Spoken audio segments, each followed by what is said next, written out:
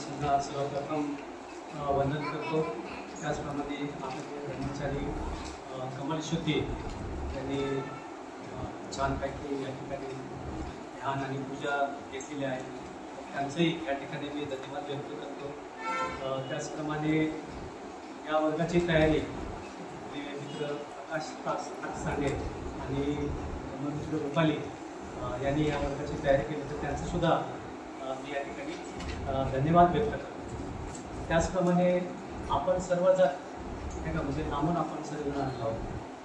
उल्लेवरून आलेले आहे, मानपूरवरून आलेले आहे, घनसोलीवरून आलेले आहे। अजून मला माहिती नाही, म्हणजे चेहरे दिसतात, स्पॉट कुठून आला ते सांगताना म्हणजे काय दिसतं कळत। लांबून आपण एकदा पावसात या ठिकाणी आलेलं आहे, त्याबद्दल खरंच मी आपलं कौतुक करतो, आपलं धन्यवाद व्यक्त करतो। आपल्याला माहीत आहे की आपण जो विषय टाकलेला आहे आजच्या दिवसापासून आपण जो अभ्यास सुरू करणार आहोत ते म्हणजे जे काही 3 घोषणा आहेत, 3 घोषणेचा आपण अभ्यास करणार आहोत। तर खरंच आपल्याला उत्सुकता असेल की हा अभ्यास नेमका काय आहे, निश्चित काही लोकांना माहीत असेल, पण आपण सुरुवात करणार आहोत।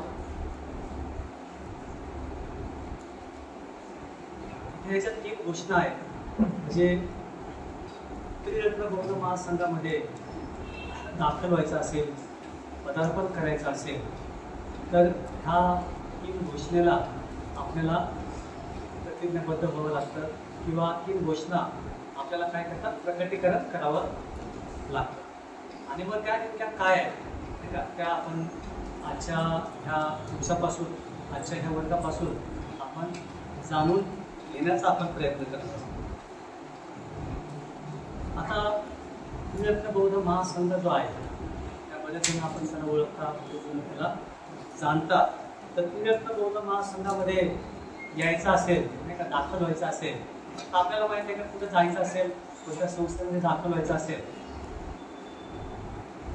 तर आपल्याला सभासद व्हावं लागतं आहे ना, त्याचा फॉर्म भरावा लागतो, आपण सभासद होतो, किंवा त्याची वर्गणी आपल्याला असते नाही का, वर्गणी भरायला लागते। पण आपण जेव्हापासून या ठिकाणी येतात, त्या काही खूप वर्षापासून या ठिकाणी येतात, काही धर्मचारी आहेत, काही धर्ममित्र आहेत, किंवा काही धर्ममित्र नसतील तरी खूप दिवसापासून, खूप वर्षापासून या ठिकाणी येत आहेत। तर आपल्याला आठवतं का असं काय आपल्याकडे कोणता फॉर्म भरून घेतला आहे, आणि फॉर्म भरून घेताना तुम्हाला ही वर्गणी लागेल आणि तुम्ही सभासद व्हाल, त्रिरत्न बौद्ध महासंघामध्ये तुम्हाला आम्ही समाविष्ट करून घेऊ। तर असं काय कोणाचा अनुभव आहे की त्यांचा तुमचा फॉर्म भरून घेतला आहे, तर तुम्हाला सभासद करून घेतला, असं कोणाचा अनुभव आहे?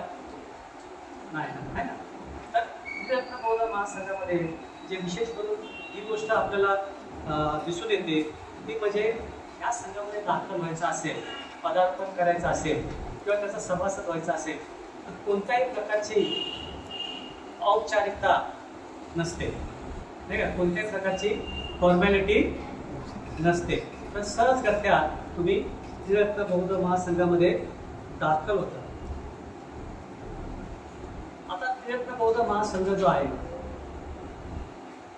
आता आपण ह्या केंद्रामध्ये आहोत नाही का, नवी मुंबई केंद्रामध्ये आहोत, पण त्रिरत्न बौद्ध महासंघ हा जागतिक संघ आहे।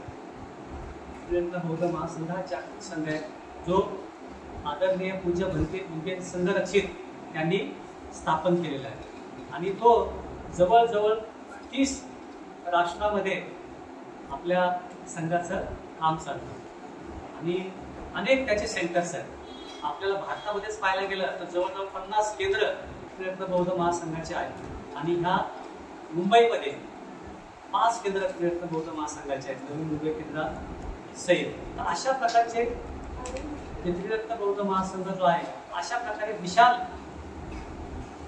जाळ्याने संपूर्ण जगभर पसरलेला आहे। नुसतं नवी मुंबई केंद्र म्हणजे त्रिरत्न बौद्ध महासंघ नाही नाही का, अशा प्रकारे हा ज्याला म्हणतो जागतिक असा संघ आहे। आणि मग ह्या जागतिक संघामध्ये जर आपल्याला दाखल व्हायचं असेल, पदार्पण करायचं असेल, तर कसं आपण करत असतो नाही का, कशा प्रकारे आपण या संघामध्ये दाखल होत असतो। तर आपण ज्या ठिकाणी राहतो, आपण नागपूरला राहत असतो, आपण मुंबईला राहत असो, आपण औरंगाबादला राहत असो, तर त्या ठिकाणी जवळपास जे काही केंद्र असेल त्रिरत्न बौद्ध महासंघाचं, तर त्या उपक्रमांना आपण काय करतात, त्या उपक्रमामध्ये आपण सहभागी होतात. आणि मग ते सहभाग आपला कसा असतो त्या उपक्रमामध्ये त्रिरत्न बौद्ध महासंघाच्या? कोणते कोणते उपक्रम त्रिरत्न बौद्ध महासंघाच्या आपण सहभागी होतो? आपल्याला माहिती आहे की ध्यानाचे वर्ग असतील किंवा मग जाहीर धम्मप्रवचनाचे विशेष असे कार्यक्रम असतील किंवा अशा प्रकारचे धम्मवर्ग असतील किंवा मग धम्मशिबिर असतील. आपण जे काही धम्मशिबिर भरवतो किंवा जे काही आपले ठिकठिकाणी विशेष कार्यक्रमांवरती आपलं शिबिर असतात किंवा आपण पाहतो की भाषेसारखे आपले शिबिर केंद्र असतात. अशा शिबिर केंद्रामध्ये आपण दाखल होतो आणि त्या माध्यमातून आपण काय होतो, त्रिरत्न बौद्ध महासंघाच्या काय होतो, आपण संपर्कात येतो आहे ना. त्रिरत्न बौद्ध महासंघामध्ये दाखल व्हायचं असेल किंवा संपर्कात यायचं असेल तर अशा प्रकारे जो केंद्र जे असतं त्रिरत्न बौद्ध महासंघाचे, त्याच्या उपक्रमाच्या माध्यमातून आपण काय होतो, त्रिरत्न बौद्ध महासंघाच्या संपर्कात येतो. आणि जेव्हा आपण आपल्याला अनुभव असेल प्रत्येकाला, आता मी जवळजवळ 94 साली त्रिरत्न बौद्ध महासंघाच्या संपर्कात आलो आणि 94 साली संपर्कात आल्यानंतर तुमच्यासारखाच मी नाही का वर्गाला यायला लागलो, तेव्हा वडाळा या ठिकाणी धम्मवर्ग चालायचे आणि मग त्या ठिकाणी मी संपर्कात आलो. सुरुवातीला खूपच मी नौका होतो, खूपच म्हणजे तशी एवढी काय फार काही ओळख नव्हते, पण असंच कुठून तरी ऐकलं किंवा या ठिकाणी अशा प्रकारचे वर्ग चालतात आणि ते खूप चांगले असतात आपल्या स्वतःसाठी, आणि त्या ठिकाणी मी यायला लागलो. आणि यायला लागल्यानंतर त्या ठिकाणी ध्यान करायचो, पूजा करायचो, सुंदर असं पूजास्थान असायचं, प्रवचन असायची, धम्मशिबिर असायची आणि अशा माध्यमातून माझा संपर्क त्रिरत्न बौद्ध महासंघाशी आला. आणि मग काय झालं, मला त्याची गोडी लागली, मला त्याची आवड निर्माण झाली. आणि जसे आता आपण कसे ओळखी होतात आणि ओळखी झाल्यानंतर आपले मित्र बनतात, धर्मचार्यांची ओळख होते आणि हळूहळू आपण जो काही आपण नौका असतो, नौका न राहता काय होतो, आपण परिचयाचे होतो आहे ना. आपला परिचय होतो, आपल्याला लोक ओळखायला लागतात आणि आपली एक विशेष अशी ओळख निर्माण होते. म्हणजे आपल्याला विशेष अशी ओळख काय, तर आपली विशेष अशी ओळख निर्माण होते की त्रिरत्न बौद्ध महासंघाच्या शब्दात बोलायचं झालं तर आपल्याला आपण धम्मसहाय्यक नाही का, धम्मसहाय्यक आपण बनतो किंवा त्रिरत्न बौद्ध महासंघाचे आपण हितचिंतक बनतो. म्हणजे आपल्याला त्रिरत्न बौद्ध महासंघ जे काही काम करतो ते काय होतं, आपल्याला आवडायला लागतात. आपल्याला त्यांचं सानिध्य, संघाचं सानिध्य, त्या लोकांचं सानिध्य आपल्याला आवडायला लागतं आणि आपण नियमितपणे आपण काय होतो, त्रिरत्न बौद्ध महासंघाच्या जे काही केंद्र असतं त्या उपक्रमांना आपण यायला लागतो. आणि हे जे आपलं येणं आहे, असं म्हणतात त्रिरत्न बौद्ध महासंघामध्ये पदार्पण करण्याचं हे पहिलं पाऊल आहे. अशा प्रकारे आपण त्रिरत्न बौद्ध महासंघाच्या संपर्कात आलेलो असतो. आणि मला वाटतं हा सर्वांचा जवळजवळ आपला सारखा अनुभव असेल. कदाचित मार्ग वेगवेगळे असतील आहे ना, कोणी कोणाला आणलं असेल, कोणी जाहिरात वाचून आणलं असेल, कोणी कधी कधी जबरदस्तीने आणलं असेल, सगळे इथे छान असतं कुचल माझ्यासोबत. आणि मग आणताना मग काय होतं, पहिल्यांदा येतो आणि मग तो दिसला का हा मी आलो, येतो जरा जाऊन आणि पुन्हा मग गायब होतो आहे ना. असे बऱ्याच वेळा होतं आपल्यामध्ये. आपला तो अनुभव आहे की बऱ्याच वेळा आपण काय करतो, टाळतो देखील, काय हो म्हणजे नावड पण असते, पण तीच गोष्ट कधी कधी टाळल्यानंतर सुद्धा काही दिवसांनी आपण संपर्कात येतो आणि काय माहिती नाही काय जादू होते आणि आपण त्याची आपल्याला काय होते, आवड निर्माण होते. आणि मग आपण मात्र सातत्याने ह्या उपक्रमांना येतो आणि ते म्हणतात खऱ्या अर्थाने त्रिरत्न बौद्ध महासंघामध्ये आपलं पहिलं पाऊल आहे आपल्या पदार्पणाचं. मग आता आपण त्रिरत्न बौद्ध महासंघामध्ये जे केंद्र आहे त्याच्यामध्ये नेहमी त्याच्या उपक्रमांना यायला लागतो. आणि उपक्रमांना यायला लागल्यानंतर तिथे जे वर्ग असतील, शिबिर असतील, जे काही धम्मचार्य असतील, जे काय संघाचा परिवार आहे इथे आल्यावरती आपल्याला काय वाटतं, आनंद निर्माण होतो, आपल्यामध्ये मैत्री निर्माण होते, आपल्याला जे काय संघाचं जे काय सानिध्य आहे ते कसं वाटतं, हवं असं वाटतं, सुखकर वाटतं. इथे आलं असं वाटतं कधी शनिवार येतो, कधी आम्हाला माहित आहे की वडाळा जो वर्ग चालायचा, 250-300 लोक त्या ठिकाणी बसायचे आणि संपूर्ण मुंबई झोनमधून लोक यायचे, कुठे लांब लांबून लोक यायचे आणि ते पण विथ फॅमिली यायचे. थोडा मोठा तो वर्ग चालायचा आणि प्रत्येक वर्गाला 200-250-300 लोक असायचे. आता हा जो पाऊस आहे, हा पाऊस कायच नाही. मुंबई माहिती आहे आपल्याला, मुंबईमध्ये पाणी तुंबायचं, तर पाणी तुंबलेलं असताना देखील लोक एवढ्या पाण्यातून त्या वर्गाला यायचं. आणि ही काय गोष्ट आहे, ही गोष्ट तीच आहे की आपल्याला ही जी काय मैत्री आहे, हे जे काय संघाचं जे काय वातावरण आहे ते आपल्याला काय करतं, खेचतं आणि आपण त्या ठिकाणी येतो. आणि अशा पद्धतीने मग खऱ्या अर्थाने या नियमितपणामुळे आपल्यामध्ये काय होतं, जे काय बुद्ध धम्म आणि संघ आहे त्याविषयी काय होते, आपल्या मनामध्ये श्रद्धा निर्माण होते.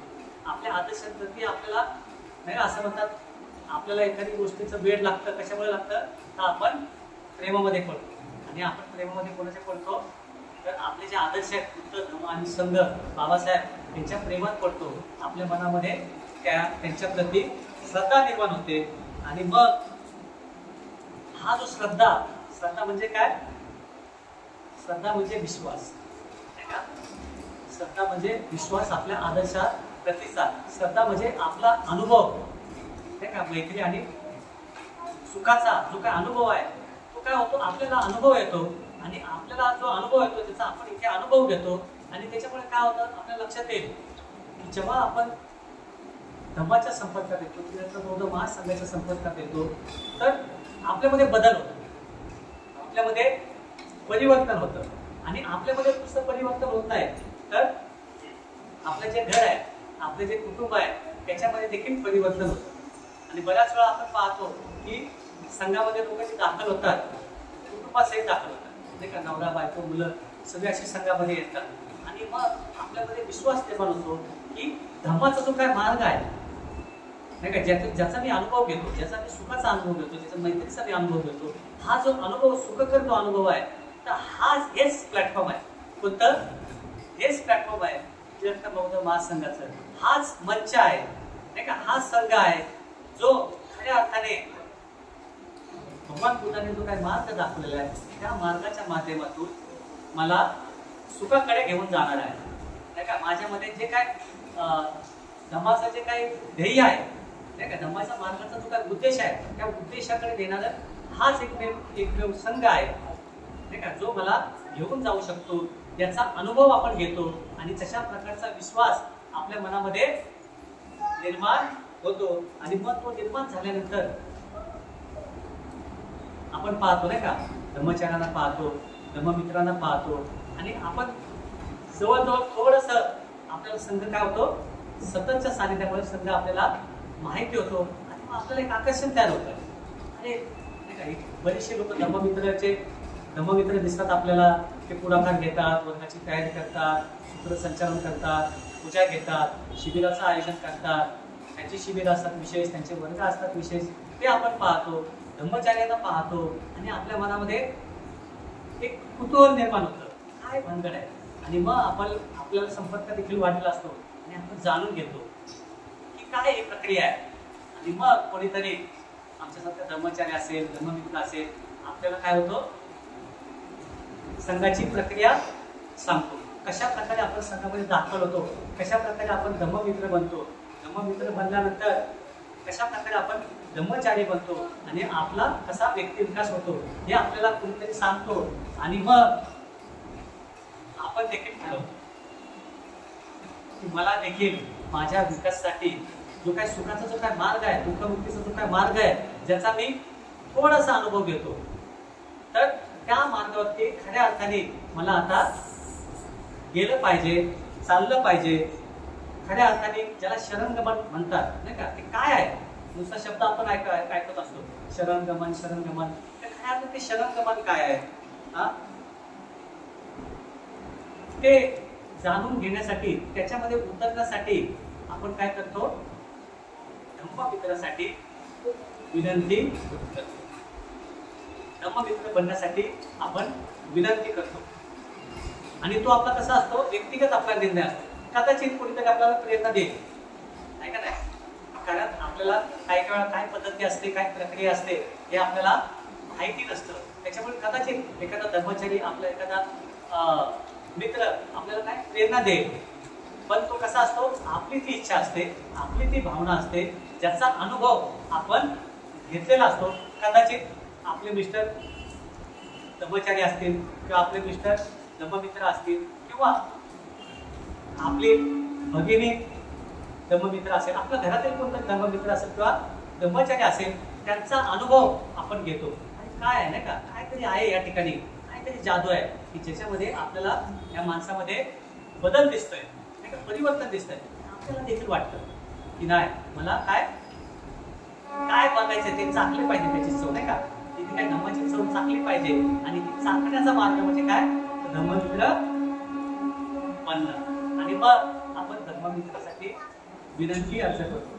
अतिशय साधी गोष्ट असते, नाही का, साधी गोष्ट असते, त्यासाठी काय फार मोठा फॉर्मॅलिटी नसते, फार मोठा फॉर्म नसतो, साधी गोष्ट असते. आपण अर्ज करतो, आपली स्वतःची ओळख सांगतो, मी अमुक अमुक आहे, एवढ्या वर्षापासून निरंतर बौद्ध महासंघ नवी मुंबई केंद्र किंवा जे काही केंद्र असेल त्या वर्गाला येत असतो, मी त्यांच्या शिबिराला येत असतो, मी एवढ्या वर्षापासून, एवढ्या महिन्यापासून मी त्या सानिध्यामध्ये आहे आणि मला चांगलं वाटत आहे, माझ्यामध्ये बदल होत आहे, नाही का, हा जो काही धम्म आहे मला खऱ्या अर्थाने कळत आहे. आणि मला असं वाटतं की या धम्मामध्ये अधिक माझा विकास होण्यासाठी, माझं परिवर्तन करण्यासाठी, मला त्यामध्ये सखोल आणि प्रामाणिकपणे शरणगमन करण्यासाठी मी धम्ममित्र बनू इच्छितो, नाही का.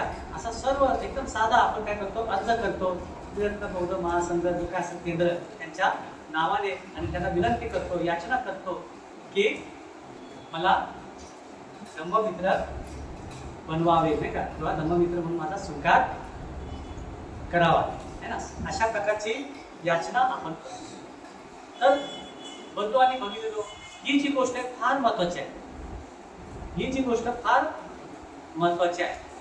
मी नेहमी उदाहरण देत असतो वर्गामध्ये, आणि ते अतिशय मार्मिक उदाहरण आहे. मूल रडल्याशिवाय आई दूध पाजत नाही. मूल रडल्याशिवाय आई दूध पाजत नाही. खेळतोय, चाललंय, नाही का, झोपलाय, तो रडायला लागल्यावर त्याला भूक लागली आहे ना, त्याला भूक लागली आहे, आणि आई पण त्याला काय करते, भरवते. तर त्याच पद्धतीने धम्म पण अशी गोष्ट आहे, धम्म पण अशी गोष्ट आहे ही याची भूक लागल्याशिवाय, तुम्हाला त्याची तहान लागल्याशिवाय, त्याची इच्छा निर्माण झाल्याशिवाय, तुम्ही याचना केल्याशिवाय तुम्ही पुढे जाऊ शकत नाही. तर तुमची ती स्वतःची इच्छा असली पाहिजे, तुमची स्वतःची तो अनुभव असला पाहिजे की नाही, मला काय आहे त्याची गरज आहे, नाही का. जेव्हा तुम्हाला वाटतं, जेव्हा आपल्याला वाटतं, तेव्हा तुम्ही खऱ्या अर्थाने त्याच्यामध्ये पुढे जाऊ शकता. नाहीतर तुम्ही खूप वर्ष तुम्ही याल, खूप वर्ष तुम्ही वर्ग अटेंड कराल, पण तुमच्यामध्ये स्वतःची स्वयं इच्छा जर निर्माण नाही झाली तर तुम्ही धम्ममित्र बनू शकत नाही किंवा धम्मचारी बनू शकत नाही. वर्षानुवर्ष तुम्ही या संघाच्या संपर्कात असाल, पण ती जी काही इच्छा आहे स्वतःची, ती निर्माण होणं फार महत्वाचे आहे. आपण काय म्हणतो ते बन आहे, इच्छा तिथे मार्ग आहे ना.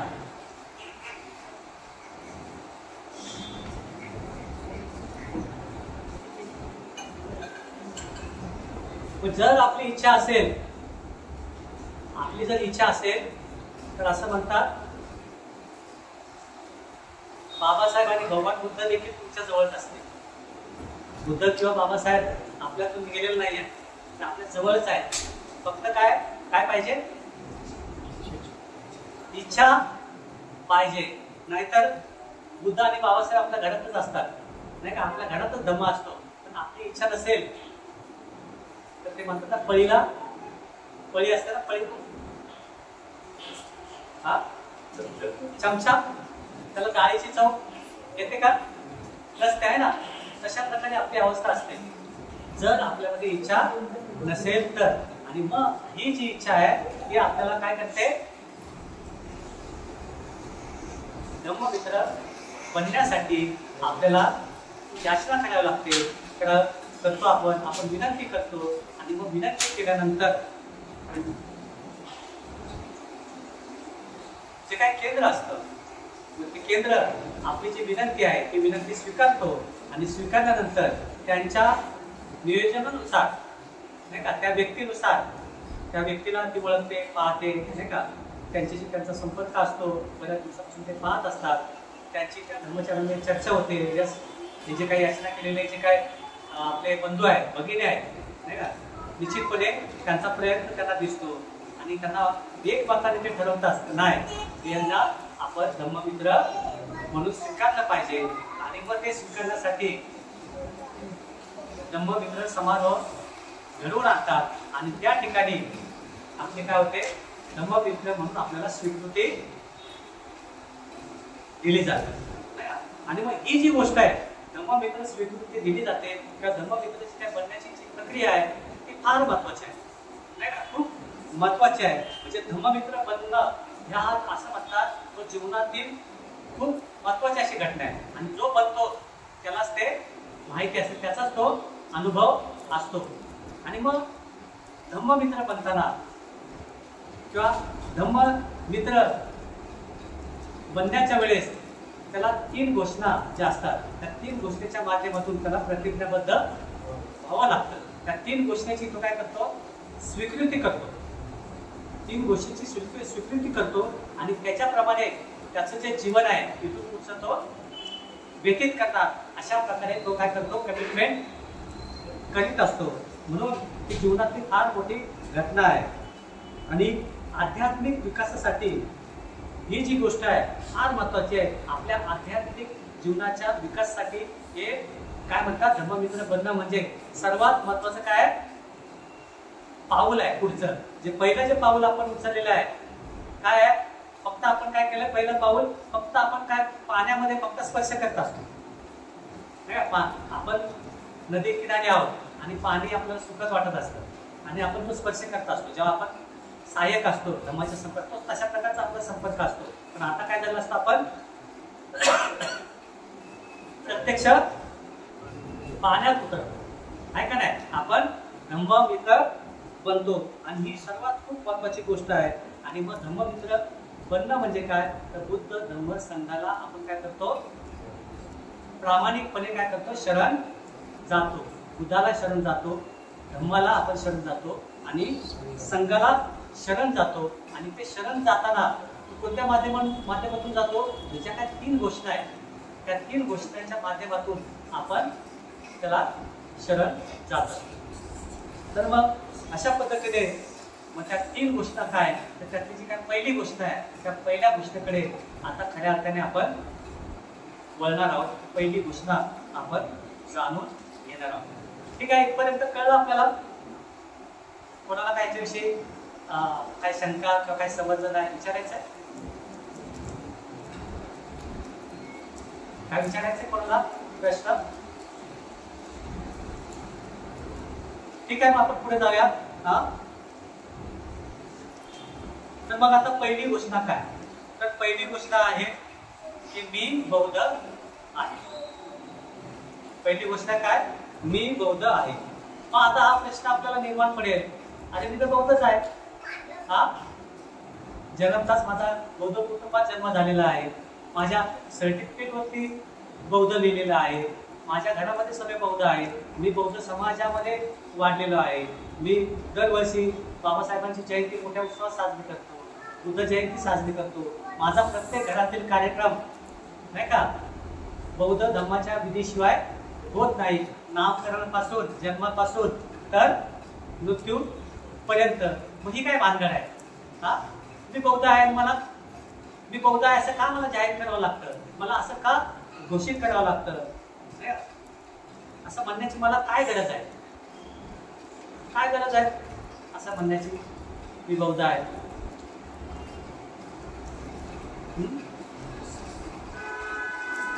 काय गरज आहे. डॉक्टरच्या पोटी किंवा डॉक्टरींच्या पोटी एखादा मुलं बाळ जन्मला तो डॉक्टर असतो का होतो का डॉक्टर होऊ शकतो का हा नाही ना, मग कसा होतो तो डॉक्टर? प्रयत्न करावा लागतो. हा प्रयत्न करावा लागतो. प्रयत्न करावा लागतो, नाही का नाही? बरोबर ना? जे डॉक्टरच्या घरामध्ये जन्म घेतला तो डॉक्टर होत नाही, आहे ना? तर त्याला काय करावं लागतात? त्या पद्धतीचं शिक्षण घ्यावं लागतं, प्रशिक्षण घ्यावं लागतं, आणि मग तो काय होतो? डॉक्टर आहे ना? बरोबर ना? का चुकीचं आहे? म्हणजे त्याचा अर्थ काय? तर सर्वात पहिली जी गोष्ट आहे म्हणजे जन्माने बौद्ध होता येत नाही, नाही का? बौद्ध जन्माने होता येत नाही. तर बौद्ध कशाने होता येतं? मग प्रशिक्षण घ्यावं लागेल ना. कसं प्रशिक्षण म्हणजेच काय? बौद्ध जन्माने न होता कशाने होते? कृतीने होता येते. बौद्ध कशाने होता येतं? कृतीने होता येतं. आपण जरी बौद्ध घरात जन्मलेलो असलो, नाही का? आपले आई वडील बौद्ध असतील, आपले पूर्वज बौद्ध असतील, आपण बौद्ध होत नाही, किंवा आपले घरचे देखील बौद्ध होत नाही. फक्त ते एक बौद्ध म्हणून, समाज म्हणून ते आपली ओळख असेल, पण खऱ्या अर्थाने आपण बौद्ध नाही, आहे ना? आपल्या कुठे लिहिलेलं आहे का बौद्ध आहे? हा, आपण निळे कपडे घातले पाहिजे बौद्ध होत नाही. हा, आपण जयभीमचा आपला रिबीन बांधली म्हणून आपण बौद्ध होत नाही. मोठ्याने आपण जयभीम केलं म्हणून बौद्ध होत नाही. तर आपली कृती तशी असावी लागते, आपले कर्म तसे असावे लागतात. ते कर्म तशा पद्धतीचे असतील तरच आपण बौद्ध होतो. मान्य आहे सर्वांना? आहे ना? आणि म्हणून ही जी घोषणा आहे, मी बौद्ध आहे का नाही? मग तुम्ही बौद्ध आहे, नाही का? त्याला बौद्ध म्हटलेलं आहे, नाही का? बौद्ध हा शब्द आहे, नाही का? बौद्ध त्याच्यामध्ये आलेले शब्द आहे. मग बौद्ध कसे आहेत? बौद्ध म्हणजे काय? बौद्ध कशी संबंधित आहे? बौद्ध धर्म कशी संबंधित आहे? बौद्ध धम्म म्हटलंय, नाही का त्याला? बौद्ध धम्म म्हटलंय. म्हणजे काय म्हटलंय? धर्म नाही म्हटलंय. काय म्हटलंय? बौद्ध धम्म म्हटलेला आहे. धम्म म्हणजे काय आणि धर्म म्हणजे काय?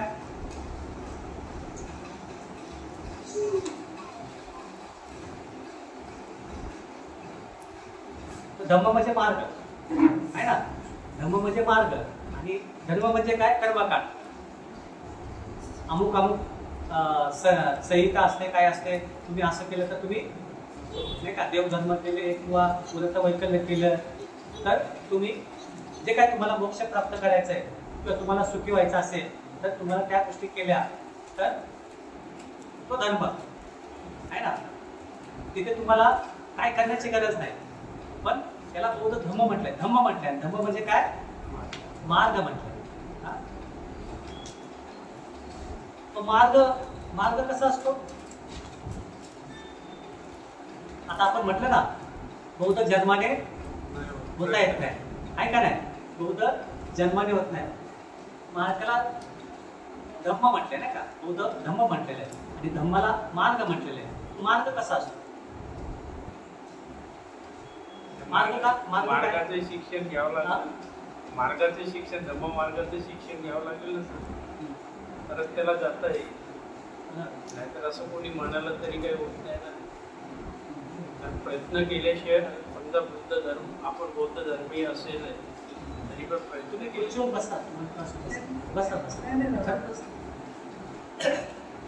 प्रयत्न केल्याशिवाय होता येणार नाही. मार्ग म्हटलं, नाही का? मार्ग काय करत असतो? आपल्याला दिशा दाखवत असतो. ॲरो दाखवतो, तू आता कुठे आहेस? किंवा तू पनवेलला आहेस, मग हा रस्ता कुठे जातो? CST ला जातो, आहे का नाही? आपल्याला दाखवतो ना तो मार्ग, आणि आपल्याला दाखवतोय आपल्याला आता CST ला जायचंय, आणि मी आता पनवेलला आहे, तर मी समजा इथेच उभा राहिलो तर CST ला पोहोचू शकतो का? आहे ना? तो मार्ग दाखवलाय, तर मला काय करावं लागेल? त्या मार्गावरती चालावं लागेल, प्रवास करावा लागेल. जे जे काय त्याचे काय माध्यम आहे जाण्याचे, त्या माध्यमाचा अवलंब करून त्या ठिकाणी जावं लागेल. आणि म्हणून बौद्ध जन्माने होत नाही. आपल्याला काय करावं लागतं? तो मार्ग आहे, त्या मार्गावरती काय करावं लागेल? आपल्याला चालावं लागेल. आपण ज्या ठिकाणी आहोत, बुद्धाने काय सांगितलंय? की दुःखमुक्तीचा मार्ग सांगितलाय. कोणता मार्ग आहे? दुःखमुक्तीचा मार्ग सांगितलाय. सुखाचा मार्ग सांगितलाय. सुखात सुख कुठे आहे सांगितलं आपल्याला, त्या ठिकाणी सुख आहे, नाही का? कदाचित आपल्याला अस्पष्ट दिसत असेल, अरे या ठिकाणी आहे, पण मी त्या ठिकाणी नाही, मी कुठे आहे? इथे आहे. पण भगवान बुद्धांनी काय सांगितलंय? बघ बाबा, हे मार्ग आहे, तू ह्या मार्गाने गेला तर निश्चितपणे तिथे पोहोचू शकतो. कारण मी पण त्या मार्गाने चाललोय आणि त्या ठिकाणी पोहोचलेलो आहे. आणि भगवान बुद्धांच्या नंतर कितीतरी लोक त्या मार्गाने चाललेत आणि त्या ठिकाणी पोहोचलेले आहेत. आणि तो हा मार्ग आहे, नाही ना? आणि मग त्या मार्गावरती आपण चाललो तरच आपण बौद्ध होऊ शकतो, नाहीतर बौद्ध होऊ शकत नाही. म्हणजेच काय की हा जो मार्ग आहे, हा जो मार्ग आहे, आपण आता कशा आहोत? दुःखी आहोत, कष्टी आहोत, अज्ञानी आहोत. पण पलीकडे काय आहे? बुद्ध काय आहे? ज्या ठिकाणी आहे त्या ठिकाणी काय? प्रज्ञा आहे, त्या ठिकाणी मैत्री आहे, त्या ठिकाणी करुणा आहे, संपूर्णपणे अज्ञान नष्ट झालेला आहे, संपूर्णपणे प्रकाश आहे. आणि आपण कुठे आहोत? अज्ञानामध्ये आहोत, अंधकारामध्ये आहोत, दुःखामध्ये आहोत. मग आपल्याला जर प्रकाश पाहिजे असेल तर आपण काय करतो? त्या ठिकाणी वाटचाल करतो. म्हणजे आपण अप्रबुद्ध आहोत. आपली अवस्था कशी आहे? अप्रबुद्ध आहे. आणि पलीकडे अवस्था कशी आहे? बुद्धांची जी अवस्था आहे ती प्रबुद्ध अवस्था आहे. म्हणजे आपल्याला काय करायचं आहे? अप्रबुद्ध अवस्थेतून आपल्याला काय बनायचं आहे? प्रबुद्ध बनायचं आहे. एक सर्वसामान्य माणसापासून आपल्याला काय बनायचं आहे? असामान्य व्यक्ती बनायचं आहे. आपल्याला दुःखी व्यक्तीपासून आपल्याला काय बनायचं आहे? सुखाची व्यक्ती बनायची, सुख प्राप्त करायचं आहे. अशा पद्धतीने हा काय मार्ग आहे. जर आपण त्या पद्धतीने जर चालायला लागू तेव्हा खऱ्या अर्थाने आपण काय असतो? बौद्ध असतो. नाही तर आपण बौद्ध नाही, आहे का नाही? आणि म्हणून जन्माने कोणी बौद्ध होत नाही. आणि जेव्हा आपल्याला त्या पद्धतीने जेव्हा समजतं, आपल्याला कळतं, तर आपल्याला काय करावं लागतं? त्या मार्गावरती चालायचं असेल तर आपलं जे शिलाचरण आहे, आपलं जे आचरण आहे ते काय करावं लागतं? शुद्ध करावं लागतं, नाही का? जेव्हा आपण पंचशील बोलतो ते आपलं आचरण शुद्ध ठेवावं लागतं. कारण काय? आपल्याला शुद्ध ठिकाणी जायचंय. आपण जे दूध असतं, दुधाला खूप जपतो आहे ना, त्याच्या बाजूला पण काय ठेवत नाही, कशातला चमचा आपण त्याच्यामध्ये, नाही का, ते लगेच नासतं. मग आपल्याला चांगलं गोष्ट प्राप्त करायची असेल तर आपल्याला काय करावं लागेल? स्वतःला काय करावं लागेल? शुद्ध व्हावं लागेल, नाही का? आणि तो जो काय आदर्श आहे, आपला जो आदर्श आहे कसा आहे? बुद्ध धम्म आणि संघ शुद्ध आहे, पवित्र आहे. जर तो आपल्याला अवलंबायचा असेल, त्याची आपल्याला प्राप्त करायचे असेल तर आपल्याला काय करावं लागेल? शुद्ध आचरणाने आपल्या जो आदर्श आहे त्याच्याप्रती श्रद्धा ठेवून त्या मार्गाने आपल्याला पुढे जावं लागेल. तर ही पहिली गोष्ट आहे, मी बौद्ध आहे ही म्हणण्याची. आपण जन्माने बौद्ध होत नाही तर कृतीने बौद्ध होते, पहिली गोष्ट. ठीक आहे, कळाली? आणि आता आपण जी काय दुसरी गोष्ट आहे, जी आपण ही जी घोषणा करतो मी बौद्ध आहे, तर ही जी घोषणा आहे त्याचं महत्व काय? कारण ही घोषणा देतो ते असंच नाहीये, ते महत्वाचं आहे. का महत्वाचं आहे? तर जो काही धम्ममित्र बनणारा आहे, जी काही व्यक्ती आहे ती अनेक परंपरेमधून आलेली आहे. त्याच्या घरामध्ये अनेक चालीरीती आहे, रूढी रिवाज आहे, नाही का? देवधर्म असतील, जे काही चालीरीती असतील, नाही का? प्रत्येक जण प्रत्येक संस्कारातून आलेला आहे. भले तो जन्माने बौद्ध असला तरी अशा प्रकारे व्यक्ती येतात. किंवा काही व्यक्ती मुळातच बौद्ध बॅकग्राऊंड देखील नसतं, किंवा ती मुळातच जन्माने पण बौद्ध नसते, तर ती इतर धर्मातून ती आलेली असते. तर अशा प्रकारे कोणीही व्यक्ती धम्ममित्र बनू शकते आणि अशा प्रकारे ती व्यक्ती या ठिकाणी आलेली असते. मग ती जेव्हा व्यक्ती येते, जसं मागाशी सांगितल्याप्रमाणे त्याचा जो अनुभव आहे, त्याचा जो अनुभव जेव्हा तो धम्ममित्र बनण्याची याचना करतो आणि धम्ममित्र बनायला जातो तेव्हा त्याचा अनुभव काय बनतो? तर त्याला असं वाटतं की मी बौद्ध आहे. काय वाटतं? मी बौद्ध आहे. जेव्हा तो फील करतो, मग जेव्हा आपण फील करतो ते लोकांना कळेल का? कळेल? मी खूप चांगला व्यक्ती आहे, मी खूप चांगला आहे, हे कधी कळेल? अभिव्यक्तीतून कळेल ना, आपल्या अभिव्यक्तीतून कळेल आणि ही अभिव्यक्ती असणं फार महत्वाचं आहे. जेव्हा आपण तयार होतो, आपल्याला वाटतं की नाही खऱ्या अर्थाने मला आता धम्ममित्र बनणं म्हणजे काय, खऱ्या अर्थाने बौद्ध मार्गावरती वाटचाल करणं आहे, हे जेव्हा आपल्याला वाटलं पाहिजे आणि हे वाटल्यावरती आपण काय करतो ते रिकग्नाइज करतो, ते काय करतो आपण त्याचं प्रकटीकरण करतो की यस मी बौद्ध आहे. आपल्याला माहित आहे बनते संघ रक्षित हे जन्माने ख्रिश्चन होते, पण जेव्हा त्यांनी बौद्ध धर्माची पुस्तकं वाचली आणि त्यांनी फील केलं की अरे मला ते अपील होते नाही का, मी ख्रिश्चन नाही आहे, मी बौद्ध आहे, कारण त्यांच्या मनामध्ये त्याच्याविषयी काय झालं, प्रतिसाद त्यांनी दिला आणि त्यांना वाटलं की नाही मी बौद्ध आहे. बाबासाहेबांविषयी आपण पाहू शकतो की बाबासाहेबांनी जेव्हा केळुसकरांनी जे काय पुस्तक दिलं, त्यांना पुस्तक वाचलं आणि त्याच्यामध्ये काय झालं, चमत्कार झाला. आणि आपल्याला माहित आहे काय बाबासाहेब म्हणतात की त्या पुस्तकाने मला काय केलं, दिशा दिली आणि तेव्हा त्यांना वाटलं की मी बौद्ध आहे.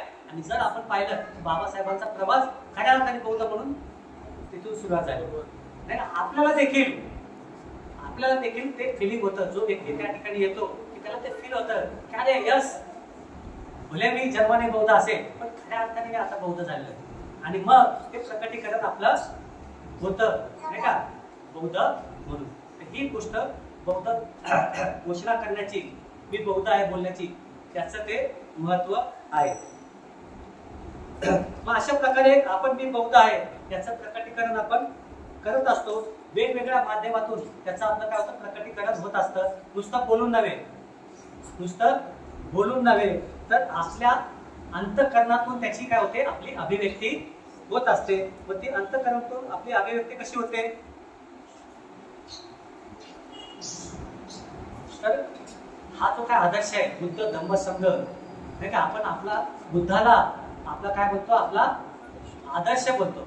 त्याच्या अगोदर बुद्ध आपले आदर्श नसतात. ते बुद्ध फक्त कशासाठी असतात, जयंती आली, काही 6 डिसेंबर आलं, कोणाचं वाढदिवस आलं, कोणाचं नामकरण आलं तर तेवढ्या पुरते ते आपले आदर्श असतात, फक्त हार घालण्यासाठी आणि वंदन करण्यासाठी. पण आपला तो आदर्श आपण ठेवलेला नसतो. हा माझा आदर्श आहे नाही का, आपण म्हणतो हा माझा गुरु आहे नाही का, याच्यामुळे मी शिकलेलो आहे, हा माझा आदर्श आहे, मला त्याच्यासारखं बनायचंय, हे आपण ठरवलेलं असतं. तर आपण जेव्हा बौद्ध म्हणून घोषित करतो तेव्हा ही सर्वात मोठी गोष्ट ठरते की आपण बुद्धांना काय म्हणतो, आपला आदर्श मानतो आणि तशा प्रकारे आपलं जीवन त्यांच्यासारखं बनवण्याचा आपण काय करतो, ठरवतो. बुद्ध हाच आपला, बुद्ध हे श्रेष्ठ आहे आणि तो माझा आदर्श आहे. बाबासाहेब हे श्रेष्ठ आहे, तो माझा आदर्श आहे. अशा प्रकारे आपण मी बौद्ध आहे नाही का, जे काय बोलतो त्याचं प्रकटीकरण आपल्या अंतःकरणातून देखील आपलं झालेलं असतं. आणि बुद्धाची जी काही शिकवण आहे, बुद्धाची जी काही शिकवण आहे ही माझ्या जीवनाशी संबंधित आहे, याचा आपण अनुभव घेतो. तर भगवान बुद्धांनी काय सांगितलं, 4 आर्य सत्य सांगितले. पहिलं आर्य सत्य काय सांगितलं त्यांनी, दुःख सांगितलेलं आहे आणि त्याचा आपण अनुभव घेतो. जेव्हा आपण धम्माच्या संपर्कात येतो, जेव्हा आपण धम्माच्या संपर्कात नसतो तेव्हा काय असं असतो, खाओ पिओ मजा करो, चैनीमध्ये असतो आणि दुःख आपल्याला शिवत नाही.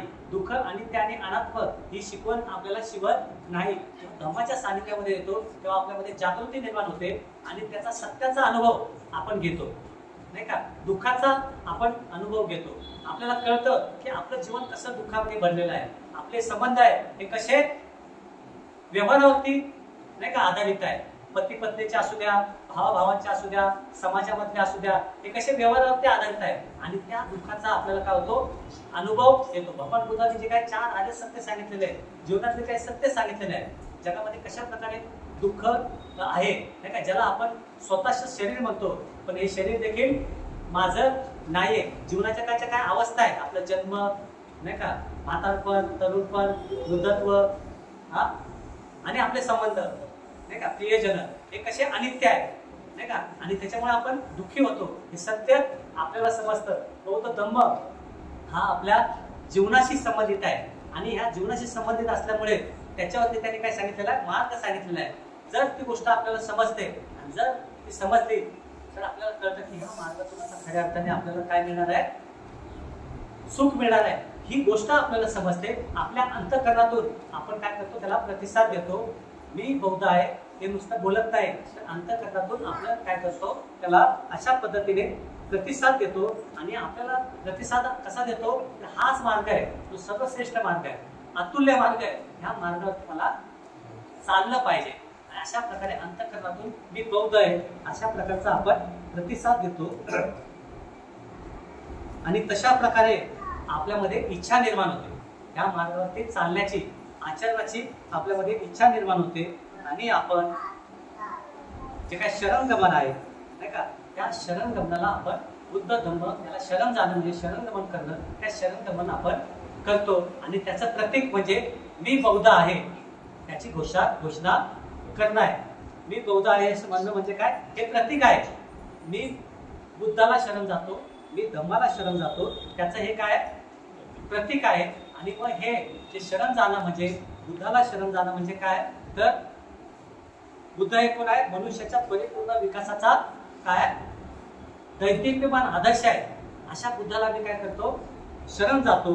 आणि जो काय बुद्ध तो प्राप्तीचा जो काय आदर्श आहे, ते काय त्यांनी जे काय प्राप्त केलेलं आहे त्याच्यातला जो काय मार्ग आहे, तो मार्ग म्हणजे धम्म. ह्या धम्माला मी काय करतो, शरण जातो. आणि ह्या धम्म मार्गावरती जे काय आचरण करणारे लोक आहेत नाही का, ह्या धम्म मार्गावरती जे काय आचरण करण्यासाठी जे काय प्रतिज्ञाबद्ध झालेले जे काही लोक आहेत, तो जो काय समुदाय, तो म्हणजे काय संघ आहे, त्या संघाला मी काय करतो, शरण जातो. शरण जाणं म्हणजे काय, अनुसरण नाही का, प्रतिज्ञाबद्ध होणे. आणि हे जे काय 3 रत्न आहेत, हे जे काय 3 रत्न आहेत, ह्या 3 रत्नांना, ह्या 3 जीवन मूल्यांना सर्वस्व मानणाऱ्या व्यक्तींचा समाज म्हणजे त्रिरत्न बौद्ध महासंघ. या त्रिरत्न बौद्ध महासंघामध्ये मी दाखल होत आहे नाही का, धम्ममित्र बनून. अशा प्रकारे मी बौद्ध आहे नाही का, याचा अर्थ होतो. तर अशा प्रकारे ही पहिली जी घोषणा आहे जी आपल्याला धम्ममित्र बनवते. तर बंधू आणि भगिनींनो, तर अशा पद्धतीने संघामध्ये दाखल कसं होता येतं धम्ममित्र बनून, त्यातली जी काही पहिली घोषणा आहे ती मी या ठिकाणी आपल्याला सांगण्याचा प्रयत्न केलेला आहे. आपल्याला जर काही समजलं नसेल तर आपण मला विचारू शकता, काही शंका असतील आपण चर्चा करू शकतो. अशा पद्धतीने कोणताही व्यक्ती या पद्धतीने गेला, तो किती सर्वसामान्य असू द्या आणि तो किती, ज्याला आपण म्हणतो ना, आपण एखाद्या व्यक्तीला नाव ठेवतो, हा काय बदलणारच नाही, हा चांगला नाही, तर चांगला खरं म्हणजे असं म्हणतात, धम्म हा जो आहे चांगल्या व्यक्तींपेक्षा वाईट व्यक्तीसाठी आहे नाही का. कोणाला धम्माची गरज आहे, जो दुःखी आहे खऱ्या अर्थाने त्याला धम्माची गरज आहे. जो चांगला आहे तो महलामध्ये राहण्याला दुःख माहिती नसतं नाही का. तर सर्वात जवळ कोण आहे दुःखाच्या, दुःख कोणाला जवळ आहे, जो गरीब आहे, जो कष्टकरी आहे, किंवा जो मानसिक रुग्ण आहे, किंवा जो बिघडलेला आहे, आपण सर्वसाधारण भाषेत बोलू, त्याला जास्त धम्माची गरज आहे. म्हणजे धम्म कोणासाठी आहे, त्या पण लोकांसाठी आहे. आणि जे सुखी लोक आहेत, ते चांगले लोक आहेत. कारण भगवान बुद्ध काय म्हणतात, दुःख, अनित्य आणि अनात्म, कोणतीही गोष्ट शाश्वत नाही, प्रत्येक गोष्ट बदलणारी आहे, प्रत्येक गोष्ट अनित्य आहे. चांगला व्यक्ती देखील बिघडू शकतो आणि वाईट व्यक्ती देखील चांगला बनू शकतो. असं दोन्ही लोकांसाठी काय धम्माची गरज आहे. प्रत्येक व्यक्ती बदलू शकते. कशा पद्धतीने, या अशा पद्धतीने. आणि हा जो प्रवास आहे धम्ममित्र बनण्याचा, तुम्ही धम्ममित्र बनता, धम्ममित्र बनल्यानंतर 30 घोषणा जी आहे नाही का, 3 घोषणा आहे. तर पहिलीच घोषणा ते अधिक सखोल घेऊन जाते आणि तुम्ही धम्मचार्यांसाठी विनंती करता आणि धम्मचार्यांसाठी विनंती केल्यानंतर तुम्ही धम्मचारी बनता. म्हणजे 30 गोष्ट तुम्हाला काय होते, सखोल घेऊन जाते. आणि नंतर तो प्रवास तुमचा पैल फिराकडे जाणार आहोत नाही का. आता आपण कसं अलीकडे आहोत, आपण पैल फिराकडे जातो, जिथे सुख आहे. हीच गोष्ट आपल्याला सुखाकडे घेऊन जाते. तर मला वाटतं या ठिकाणी मी थांबतो. आपण जे काय एवढा वेळ मला ऐकलेलं आहे, आपल्याला, मला माहिती नाही किती समजलं, मला असं वाटतं की जे काय आपल्याला समजलं असेल ते आपण घ्यावं. आणि जर आपल्याला समजलं नसेल तर आपण विचारू शकता, आपले मित्र असतील, धर्मचारी असतील, किंवा मला सुद्धा विचारू शकता. तर एवढं बोलून मी या ठिकाणी थांबतो. जय भीम, नमो बुद्धाय, जय भारत.